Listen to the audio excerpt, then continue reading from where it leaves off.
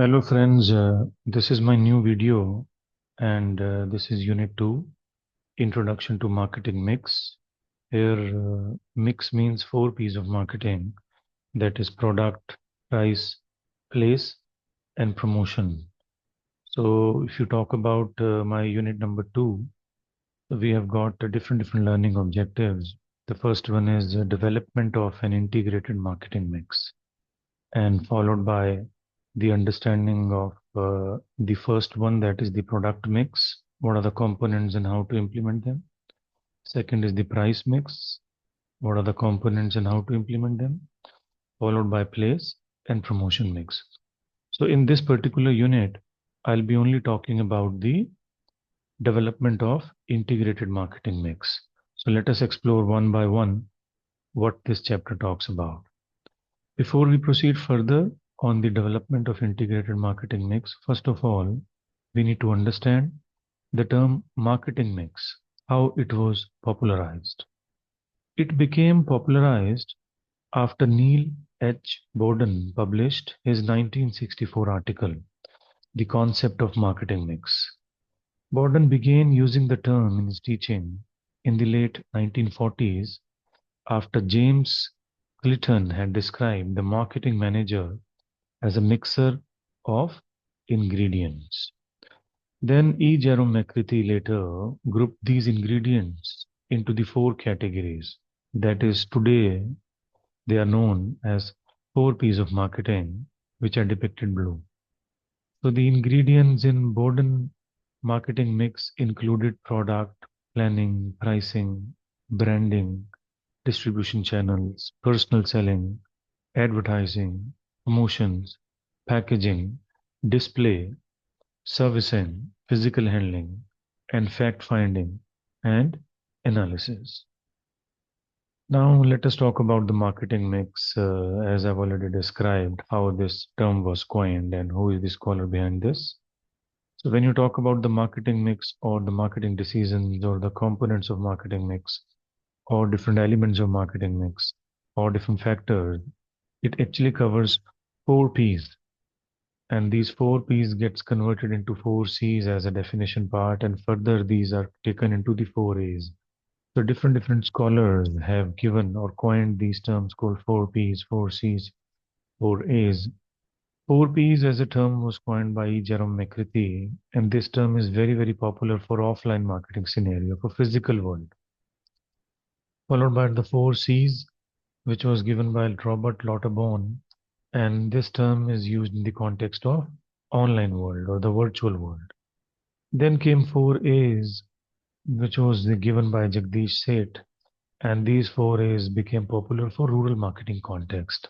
So P's became popular for physical world, C's remains popular for online world, and A's remain popular for rural world or the world that belongs to the bottom of the pyramid.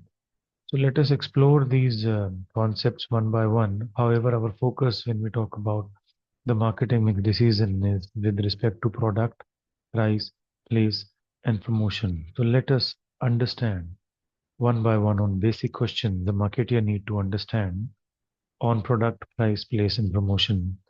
So as a product manager, these are the basic questions that you need to understand before the development of the product. So the first question is that what does the customer want from the product, first of all? What are the different levels of product that a customer is looking for? Is it the core need that they want, or the basic level of product, or the augmented level of product in order to differentiate you, or then the services they are looking for? What needs actually does it satisfy? So a marketer need to focus upon the need, the core need that this product is going to serve. What are the features does it have to meet these needs? Out there in order to penetrate the market, the companies looks into line extension strategy. So are there any features that you've missed upon? Otherwise, the product is going to be a failure. You are going to create a marketing myopia for yourself. You'll not be able to survive in the longer run if you are missing out on any competitive features. Are you including costly features that the customer won't actually use? If the features are costly, you are actually compromising on customer value, customer satisfaction, and then you'll not be able to create customer relationship management in the market. Thereby, actually, you are compromising on the marketing term. You're not able to build on your image. How and where will the customer use it? So these features usage is very, very important. And what are those situations? What are those circumstances? So that usage you need to promote actually. What does it look like? How will the customers experience it? So here you need to talk about the product design, which has to be environment friendly if possible, and you need to create on experiential marketing. What are the different sizes, different colors, and so on should it be with respect to the product category? So line extension is a strategy that is going to prevail in the market for this. So, you need to focus upon different sizes so that you are able to penetrate the market, you are able to create a trial, you are able to reduce the risk for the customer. Let us take the example. If, let's say, you are trying to sell a car, so there are multiple colors, there are multiple dimension, there are multiple uh, the the fuel variants that you need to bring in for your customer. If you are selling a shampoo, so probably you need to come up with a 1 rupee sachet. When you talk about the sizes in order to reduce the risk of the customers and bring trials for him. So if a customer is satisfied with the sachet of rupees 1, then he is in a position to buy a heavy volume with you. So this sizing and line extension is very, very important. What is it to be called? How is to be branded? So brand building is very, very important. So branding is a process that is very, very important for a customer. So branding strategies you need to focus upon. How is differentiated versus your competitors? So the product that you're producing, what are the differentiation factors? So you need to bring in two things. One is the point of parity, and the second is the point of differentiation. So if you're able to differentiate your products vis-a-vis the competitor products, you'll gain the preference in the market. What is the most it can cost to provide and still be sold sufficiently profitably? Very, very important point. You need to work out on your costing first of all, and you need to find out at what profit you'll be able to gain a good market share and you'll be able to survive in the market in the longer run. You need to look at your competition, you need to look at the cost of the raw material, you need to look at the margins to be given to intermediaries. There are a lot of parameters on which you need to finalize your MRP. Very, very important point for you. Moving further with the basic questions on pricing. So what is the value that you will place onto a product or service to the buyer? Because at the end of the day, pricing matters a lot. What is the MRP you have created? What is the list price or net price? What are the discount factors coming to the picture that will help you out in order to sell your products and services? Are there established price points for products and services in this area that you need to find out through your research? Is the customer really price sensitive? Because every product or market or segment that you are deciding upon, you need to find out the sensitivity of the segment. Luxury segment is not price sensitive. They need product philosophy, they need world class features, irrespective of the price you are talking upon. But if you talk about the mass market, especially the Indian market, they're price sensitive. Maruti is gaining the number one position with respect to the market share since decades. The biggest reason is that they are focusing on Indian market, which are price sensitive. So they have brought down the price in such a way that they are able to gain competitive edge in the market. Will a small decrease in price gain you extra market share? So if you decrease the price over a period of time, would you gain more customer value? Or will a small increase be indiscernible for you and so gain you extra profit margin or not? So these are the questions that a marketeer needs to focus upon before entering into the or implementing into the marketing world. What are the discounts that should be offered to trade customers or to the B2C segments or B2E segments? In my earlier video in Unit 1, I have spoken about different types of market. So you need to explore that particular video to understand this further, that what are the trade customers, or what are the different types of market, or what is B2B, what is B2G, what is B2E, what is C2E. So that video will help you out here. How will your price compare with your competitors? So you need to probably come up with a pricing chart that gives multiple branding, multiple variants, multiple features, so that a customer is able to find out vis-a-vis with the competitors when it comes to making a decision to buy your products and services, because price is the most important point for you guys. Then comes the place activity or the channel of distribution. That means, where do buyer looks for your product or service actually? If they look in a store, what kind of store it would be? A specialist boutique, or in a supermarket, or both? There are a lot of retail formats that you need to take care upon. There are multiple retail formats that you study in the retail chapter most of the time. But are you talking about a physical channel distribution, or are you talking about an online channel distribution? You're trying to sell through e-commerce, or through a virtual store, or through an application on the Play Store. How you are exactly selling, or are you selling through Q-commerce or M-commerce, or are you adopting direct channel distribution route? Are you selling through a catalog? When it comes to place, there are multiple options. Usually hybrid model will work out for you. How can you access the right distribution channel? That is a very important question that a marketer need to address. Do you need to use a sales force for it? Or you need to attend trade fairs globally in order to find out the intermediaries available for the creation of right channel distribution? Or make online submission, or send samples to catalog companies? That is very, very important for you to understand what kind of channel distribution you're going to create, be it incentive, be it selective, be it exclusive channel distribution, be it extensive channel distribution. For example, in FMCG industry, the right channel distribution is intensive channel distribution, wherein you make sure that your product is available throughout the world in every nook and corner of the city. What do your competitors do, and how can you learn from them, or how can you learn from that in order to differentiate your offerings? Then comes the promotional part, that is going to create awareness, or providing communication, or providing information to create a positive attitude for your target market. So creation of message is very, very important.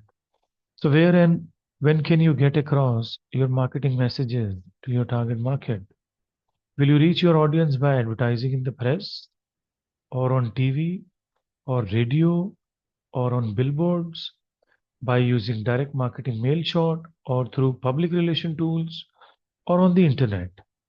So, you know, it is very, very important for you to understand the media mix and the different elements of this media, whether you will focus upon above the line tools of media or below the line tools of media. When is the best time to promote? That is what you need to find out. Which channel, which media, what timings? Is it going to be in the morning, or in the lunch hours, or in the evening, or during the night time? Is there seasonality involved in your market? Are there any wider environmental issue that suggest or dictate the timing of your marketing launch, or the timings of subsequent promotion? Because if you are in a position to launch your product time wise, then probably you will bring in the first mover advantage for you. How do your competitors do their promotion? That is what you need to find out, and then you need to make a good research on about your competitors, the kind of promotions being done by them, and how does that influence your choice of promotional activity. For example, Pepsi and Coca-Cola, they keep focusing upon their competitor moves, or the kind of promotional budget they have adopted. And based upon the competitor moves, they also copy those kind of moves, and then they probably come up with some new innovations in the market. So if you talk about the factors influencing companies' marketing strategies, so apart from this product, price, place, promotion mix, and the varied question that I've already spoken about, you need to also make sure that you know your product gets implemented well in the market. And for this, planning and the information system is very, very important for you. The software part is very, very important for you. At the same time, you need to ensure the micro and macro environment gets matched with your product price, place, and promotion, or the internal environment. So you need to see these factors which influence companies' marketing strategy and need to align your strategies within those factors. So let us understand one by one on elements of marketing mix, that is the product, price, place, and promotion mix. So these are the elements that a marketer needs to take care of. If you are becoming a product manager, so the elements that you need to focus upon is the brand name, functionality of the product styling, the quality of the product, safety issues, packaging, the augmented level of product that covers repair and support and the warranties, accessories and services. So each column will actually job description of different marketing domains profiles. For example, product manager, price manager, place manager, that is the sales and distribution manager, or a marketing communication expert. If you're an pricing expert, you need to focus upon the different pricing strategies. What could be the suggested retail price? What could be the wholesale price? What are the various discount options available for you? How would you do synchro marketing for your seasonal, prices of the products? How would you cross sell? How would you create a package for your target market? Are you flexible in terms of lowering down or coming up with a higher price in the market? How would you discriminate your price as compared to your competitors in the market? That is very, very important for you to understand. Then, as a sales and distribution manager, you need to focus upon various distribution channels, maybe a zero level of channel of distribution, a one level channel of distribution, or a two level channel of distribution, or a three level channel of distribution.